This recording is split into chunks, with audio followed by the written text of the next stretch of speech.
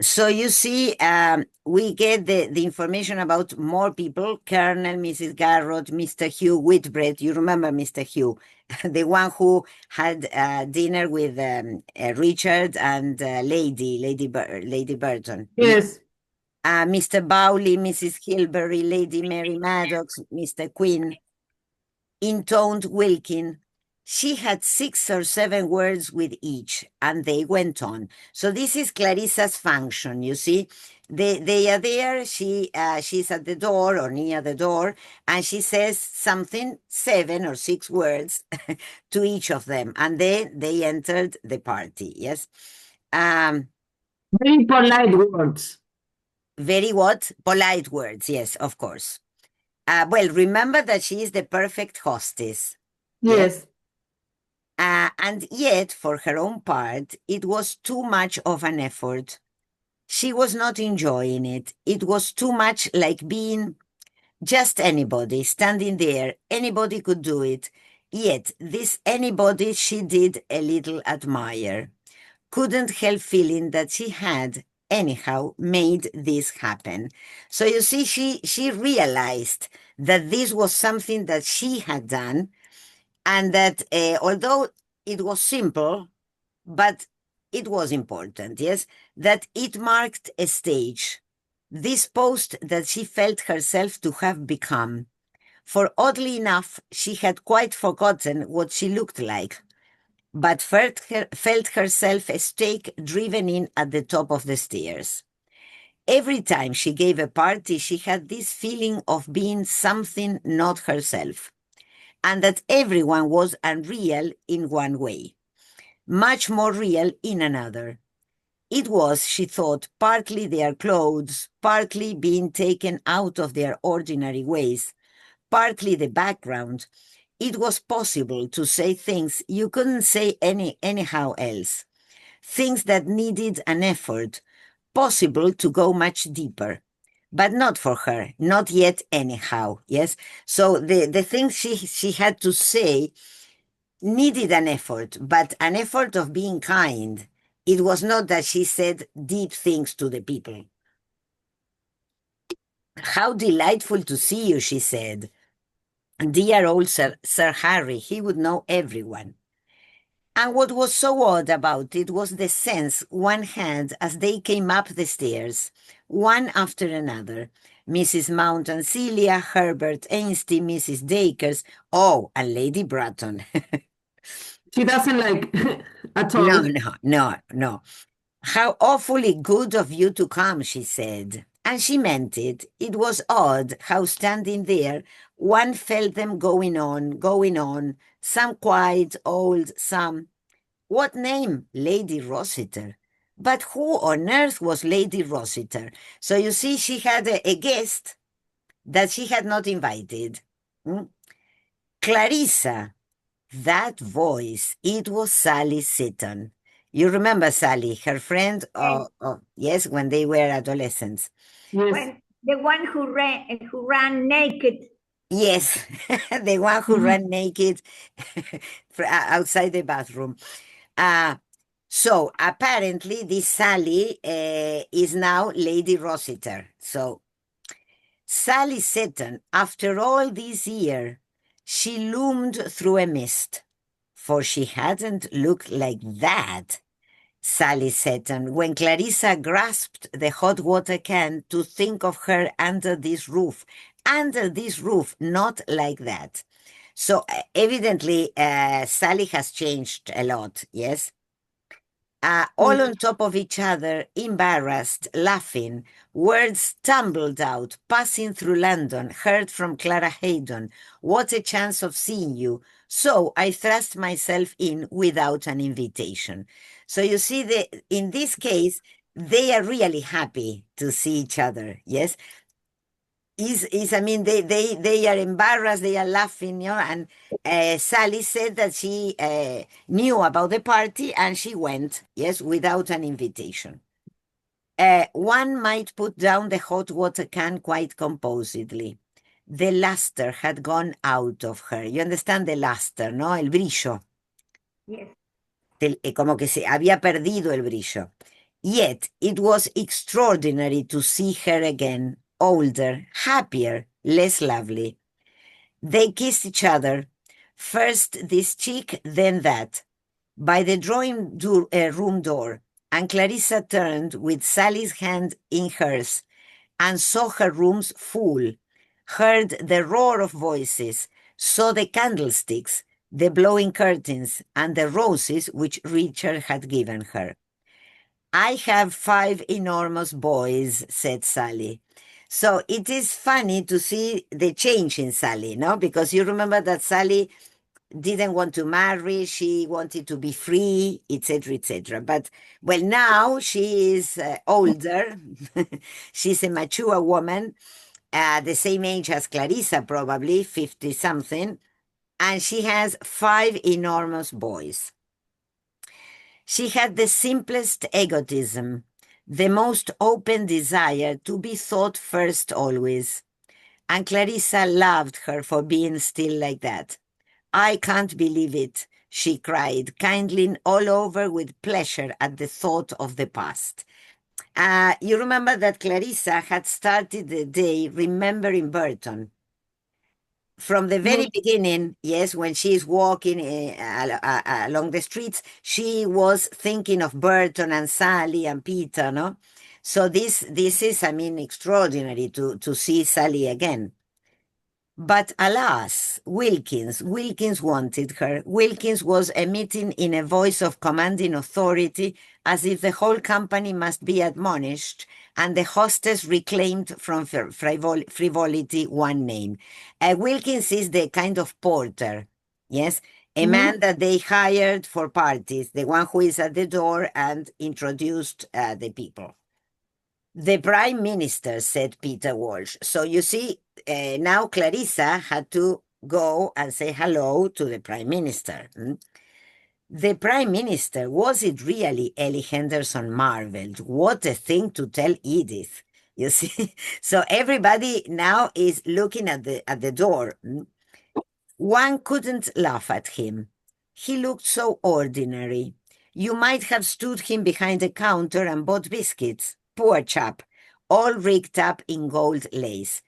I forgot to check who the Prime Minister was at this time, but I will check it. ¿Quién era? Perdón. Check it now. Okay. Because evidently he was rather ordinary for these people. Probably he belonged to the Republican Party, most probably. This is 1925, Malena. I don't know if we get information. I was going to check and then I forgot. Stanley. Stanley what? Well, I can't hear. Okay.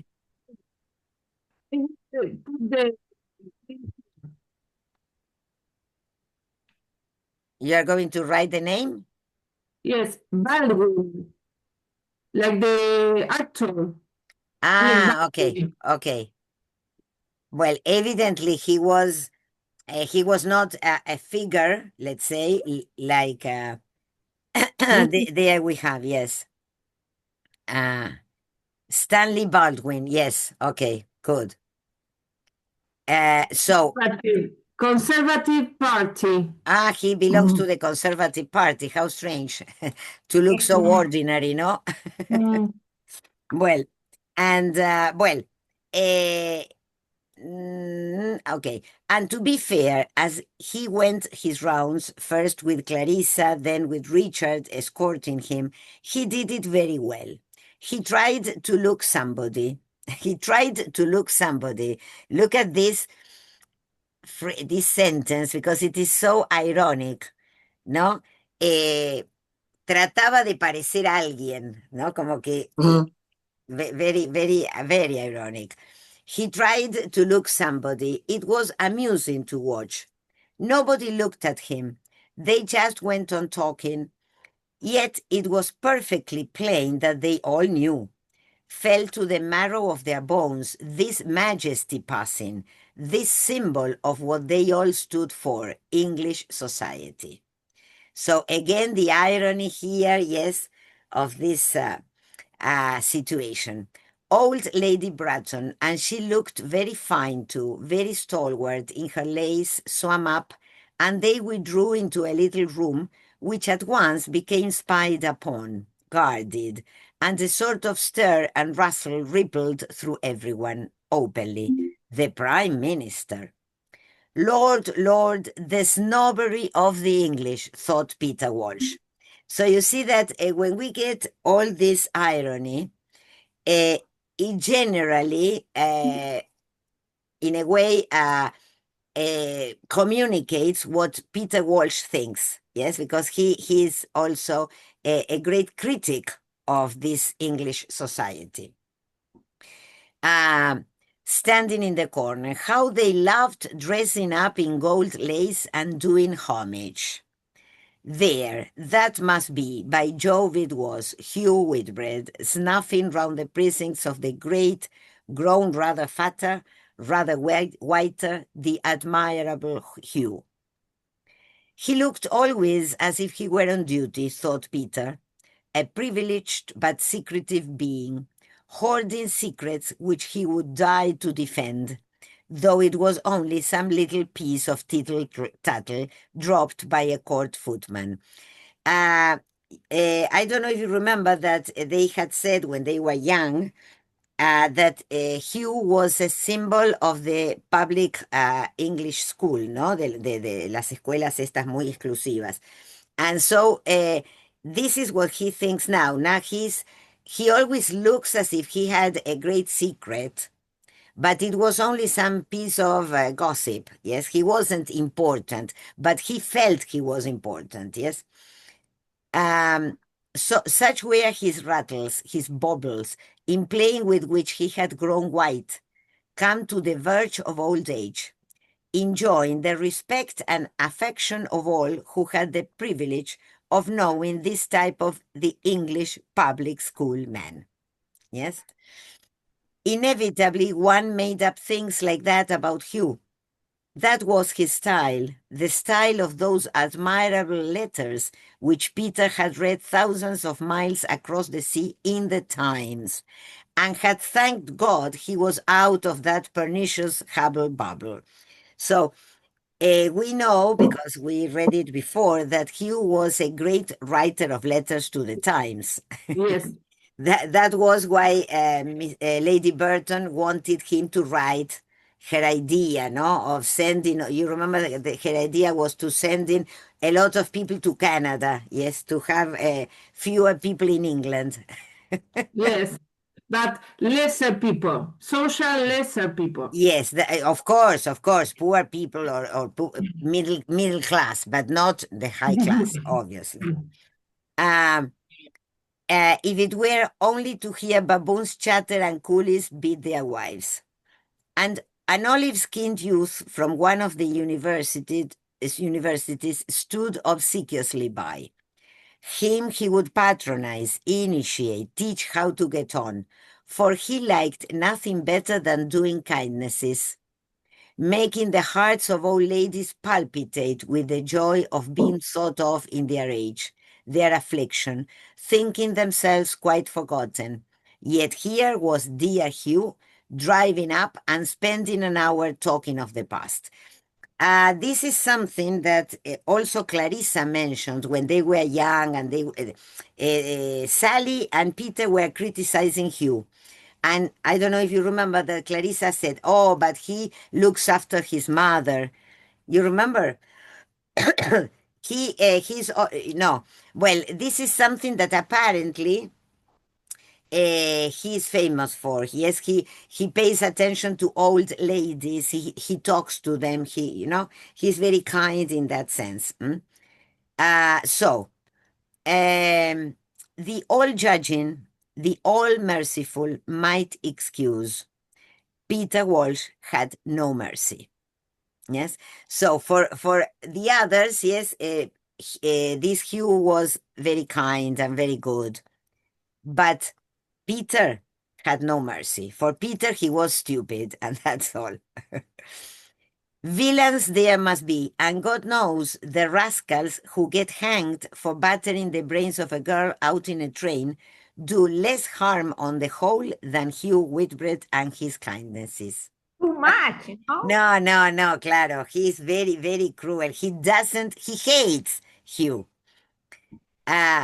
Look at him now on tiptoe, dancing forward, bowing and scraping as the Prime Minister and Lady Bratton emerged, intimating for all the world to see that he was privileged to say something private to Lady Bratton as she passed. She stopped. She wagged her fine old head. She was thanking him, presumably, for some piece of servility.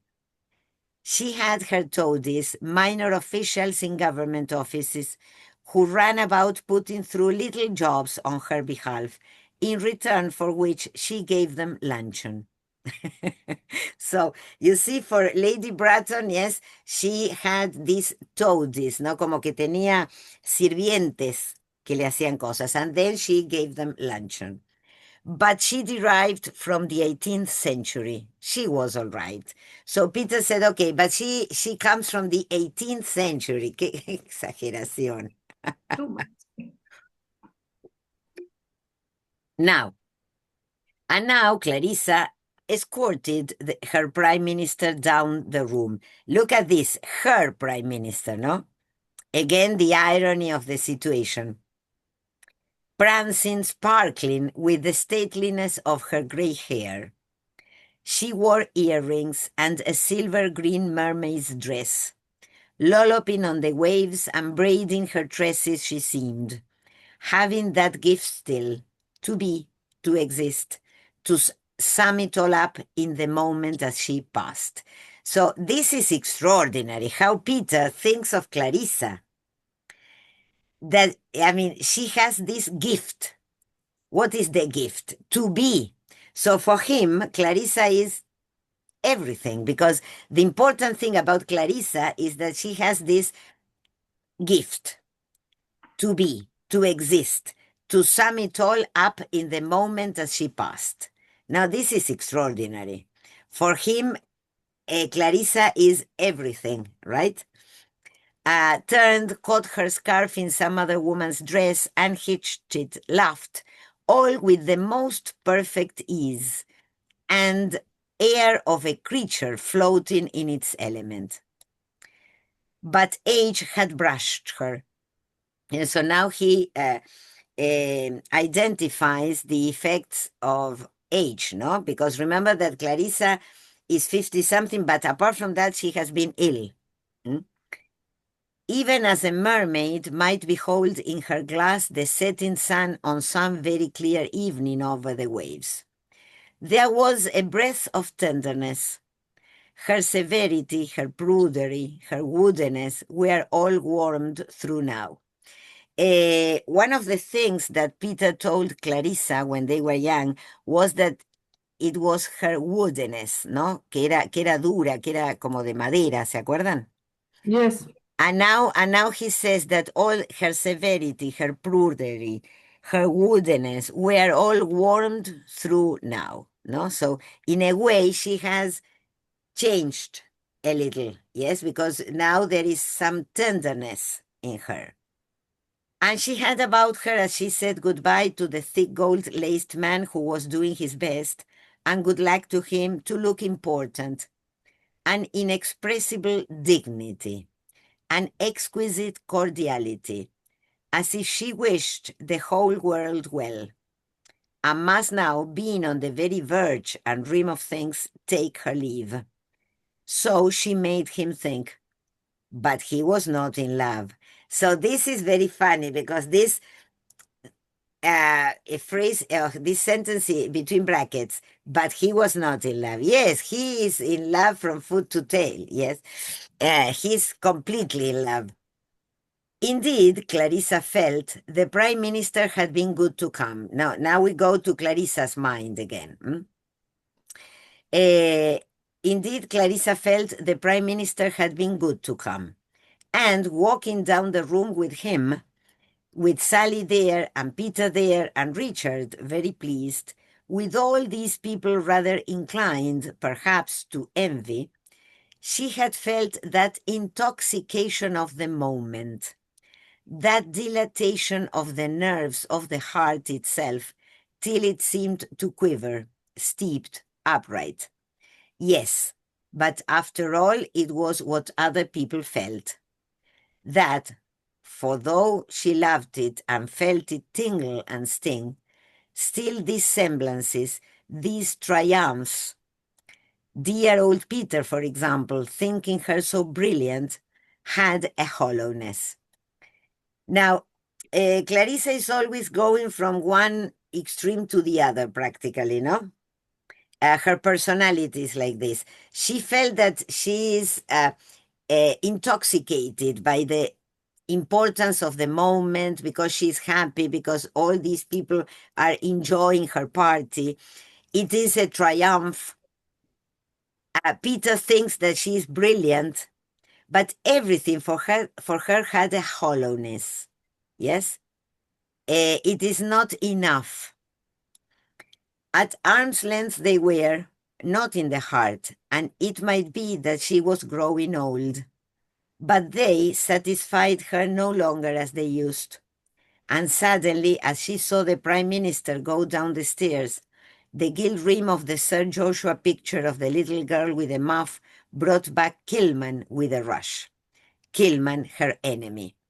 So you see how this feeling of hollowness, no, this emptiness that she feels, makes her think of Kilman. You remember Kilman, the teacher, no? Yes. Miss Kilman. And she says, Kilman, her enemy. So the connection, no, that the mind can make. That was satisfying. That was real. Ah, how she hated her. Hot, hypocritical, corrupt. With all that power. Elizabeth's seducer. The woman who had crept in to steal and defile. Richard would say, what nonsense. She hated her. She loved her. It was enemies one wanted, not friends, not Mrs. Durrant and Clara, Sir William and Lady Bradshaw, Miss Trulock and Eleanor Gibson, whom she saw him coming upstairs. They must find her if they wanted her. She was for the party. So after all this elucubration about her, I mean, you need enemies to why? To make you feel alive because you hate them. So this is funny, no? To be so kind doesn't make Elizabeth feel alive. To feel alive, she needed to remember her enemy. And there now she can start the party. She was for the party. There was her old friend, Sir Harry. Dear Sir Harry, she said. So she goes on talking. And then, what are you laughing at? She asked him. For Willie Titcomb and Sir Harry and Herbert Ainstead, they were all laughing. But no, Sir Harry could not tell Clarissa Dalloway. Why? Because the men are laughing at something that women could not hear or should not hear. So again, we see the description of this type of society. Yes, men are talking about something that that makes them laugh, but that is only for men. He chaffed her about her party. He missed his brandy. These circles, he said, were above him, but he liked her, respected her, in spite of her damnable, difficult upper-class refinement, which made it impossible to ask Clarissa Dalloway to sit on his knee. So the man, yes, this Lord Harry, or Sir Harry is, rather, funny. They won't tell us their stories, said Clarissa. Dear Clarissa, exclaimed Mrs. Hilbery. She looked tonight, she said, so like her mother, as she first saw her walking in a garden in a great hat. So suddenly, yes, this makes Clarissa cry, because this woman tells her that she looks like her mother. And really, Clarissa's eyes filled with tears. Her mother walking in a garden. But alas, she must go, so she goes on with the party. For there was Professor Brierly, who lectured on Milton. And this passage, I don't know if you could read it, is funny because this man, this professor, is a teacher of Milton, you know, the poet. And he's quarreling with this other man, Jim Hatton, who was, I mean, rather vulgar because he doesn't know Milton, no? They were quarreling, she could see, for Professor Brierly was a very queer fish. With all these degrees, honors, lectureships between him and the scribblers, he suspected instantly an atmosphere not favorable to his queer compound. His prodigious learning and timidity, his wintry charm without cordiality, his innocence blent with snobbery. He quivered if made conscious by a lady's unkempt hair, a used boots of an underworld, very creditable, doubtless, of rebels, of ardent young people, of would-be geniuses, and intimated with a little toss of the head with a sniff. Ha! The value of moderation, of some slight training in the classics in order to appreciate Milton. Professor Brierly, Clarissa could see, wasn't hitting it off with little Jim Hatton, who wore red socks, his black bean at the laundry, about Milton. She interrupted. So this is funny because these two are academics and they are discussing about Milton, but they are rather queer because imagine this man is wearing red socks because his black socks were at the laundry. Las mandó a lavar, las negras. So they are very, I mean, rather ridiculous, no? She said she loved Bach. So did Hatton. That was the bond between them. And Hatton, a very bad poet, always felt that Mrs. Dalloway was far the best of the great ladies who took an interest in art. It was odd how strict she was. About music, she was purely impersonal. She was rather a prig. You understand prig, no, Malena? A prig es como un snob, a ver, sí, una persona que se las da de, no sé qué palabra usaríamos nosotros en castellano, Pedante. un pedante, sí, una cosa así. She was a prig. So the musician or the poet, this Hatton, saw that Clarissa was rather like that, but how charming to look at. She made her house so nice if it weren't for her professors.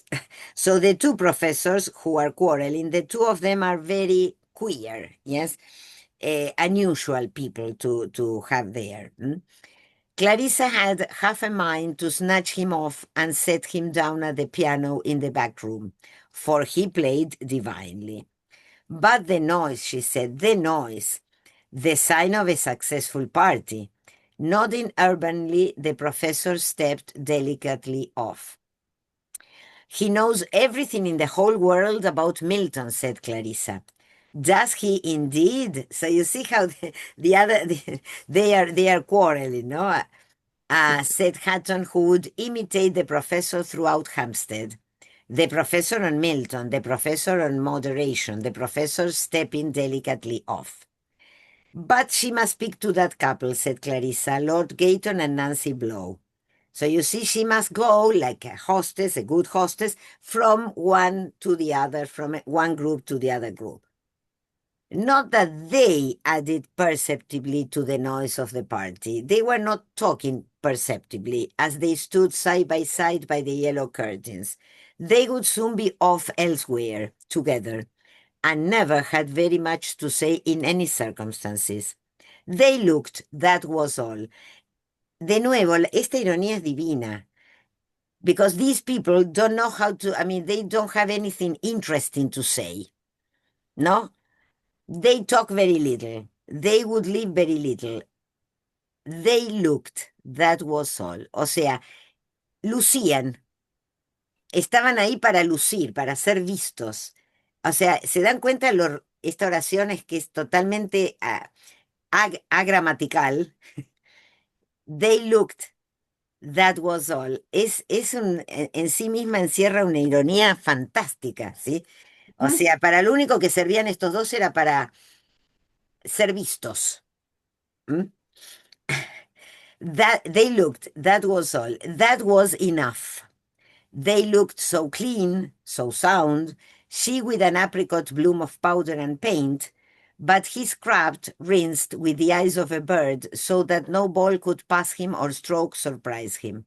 He struck, he leapt accurately on the spot. Pony's mouth quivered at the end of his reins.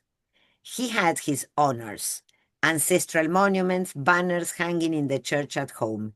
He had his duties, his tenants, a mother and sisters, had been all day at Lord's, and that was what they were talking about.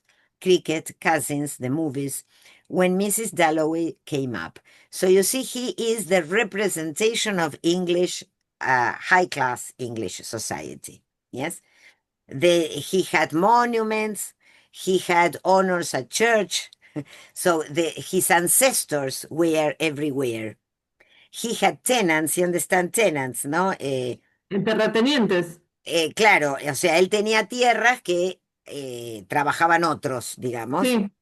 He had a mother and sister, so, era un típico lord inglés, pero que para lo único que serviera para ser visto. Bueno, Lord Gayton liked her most awfully. So did Miss Blough. She had such charming manners.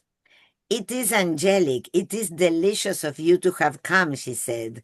She loved lords, she loved youth. You see, again, Clarissa, with all this, she loved lords, yes? She loved youth. And Nancy, dressed at enormous expense by the greatest artists in Paris, stood there looking as if her body had merely put forth of its own accord a green frill. I had meant to have dancing, said Clarissa, for the young people could not talk, and why should they? Shout, embrace, swing, be up at dawn, carry sugar to ponies. So she wanted also dancing, yes? Young people should dance. Well, this girl, this Nancy, was wearing a very expensive French dress, no? So, what a pity, she said. I had hoped to have dancing. It was so extraordinarily nice of them to have come. But talk of dancing, the rooms were packed. So they couldn't dance because there were a lot of people there. There was old Aunt Helena. You remember Aunt Helena was the one of Burton, yes? Alas, she must leave them, Lord Gayton and Nancy Blow. There was old Miss Parry, her aunt. For Miss Helena Parry was not dead. Again, the one who thought that she was dead was Peter. No, but now, no, she was not dead. Miss Parry was alive. Funny again, no? The way Peter think about Aunt Helena, the one that knew him from the time of Burton, yes? She was past 80. She ascended staircase slowly with a stick. She was placed in a chair. Richard had seen to it. People who had known Burma in the 70s were always led up to her. Why? Well, because all these people who had been in India, in a way, had something to tell to Aunt Helena, who was, interested in the empire. Yes, because she belongs to the previous century. Where had Peter got to? They used to be such friends, for at the mention of India, or even Ceylon, her eyes, only one was glass, slowly deepened, became blue, beheld not human beings. She had no tender memories, no proud illusions about viceroys, generals, mutinies. It was orgies she saw, and mountain passes, and herself carried on the backs of coolies in the 60s over solitary peaks. This description of Aunt Helena when she was young, and she was carried on the backs of coolies, ¿no? O sea, las como carretas, no eran carretas, como camillas donde las llevaban, ¿sí? Las llevaban alzándolas estos coolies, que eran los sirvientes indios, ¿sí? So, Como unas literas. como literas, exactamente. Ujú. Y eso era, o sea, a great effort for these people, ¿no? I mean, the memories she had are the memories of the empire, precisely, yes? Yes, So, absolutely. sorry, Malena? This is the empire. Absolutely. Absolutely, yes. And this image is very important for the next novel we are going to read, yes? Yes. Because all this is or was, not now, was in the mind of the English people, as, you know, they are right. They had the right to have that place, and all the Indians should work for them. Yes. No, because they were English and they were the owners. So, an indomitable English woman, fretful if disturbed by the war, say, which dropped a bomb at her very door. From her deep meditation over orchids and her own figure journeying in the 60s in India. But here was Peter. Come and talk to Aunt Helena about Burma, said Clarissa. So now Clarissa takes Peter to Aunt Helena because she's interested in India. Yes, and yet he had not had a word with her all evening. So Peter wants to talk to Clarissa, but she cannot give him any attention because she is the hostess. We will talk later, said Clarissa, leading him up to Aunt Helena in her white shawl with her stick. Peter Walsh, said Clarissa. That meant nothing. Clarissa had asked her. It was tiring, it was noisy, but Clarissa had asked her. So she had come. It was a pity that they lived in London, Richard and Clarissa. If only for Clarissa's health, it would have been better to live in the country. But Clarissa had always been fond of society. So in this little piece, we see what Aunt Helena was thinking, yes? That she had come because Clarissa asked her, but, well, of course, she does not enjoy the party. She's old, yes, and there was too much noise. He has been in Burma, said Clarissa. She could not resist recalling recalling what Charles Darwin had said about her little book on the orchids of Burma. I don't know if you could see that I sent you the book, Yes. the photograph of the book Yes. that Darwin wrote. Yes. I didn't know about that book. No, I didn't know either, but apparently it was very famous. Yes. I didn't know that he also had this, inclination to write about the growing of flowers. Yes. Yes. For me, it's new. Okay. He was a very interesting man, evidently. Aunt Helena thought that he had said something about her little book on the orchids of Burma. Well, apparently in Burma, the orchids are very beautiful too, yes? Clarissa must speak to Lady Bratton. No doubt it was forgotten now, her book on the orchids of Burma, but it went into 3 editions before 1870, she told Peter. She remembered him now. He had been at Burton. So now Aunt Helena remembers. Yes, now she knows who Peter was.